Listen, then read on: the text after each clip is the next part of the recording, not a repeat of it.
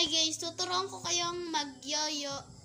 Ang gagawin kong tricks, loop the loop. Tuturuan ko kayo na loop the loop kung paano gawin. Ganito lang yan. Guys, ito nga pala gamit kong yoyo. Ito, magsimula kayo sa forward pass. Kung na-master nyo na ang forward pass, ganito yung forward pass. O, ganun. Parang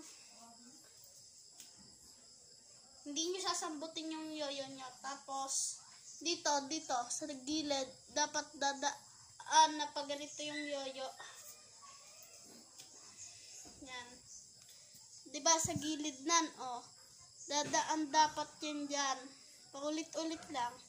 Tapos, igagalaw nyo yung kamay nyo. Yan, subukan na natin.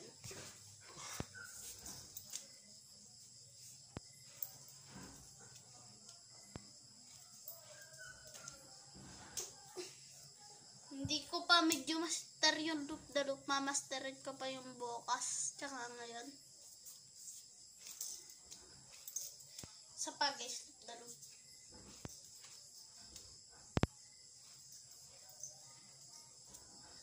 Medyo kaya ko na yung dalawang loop the loop.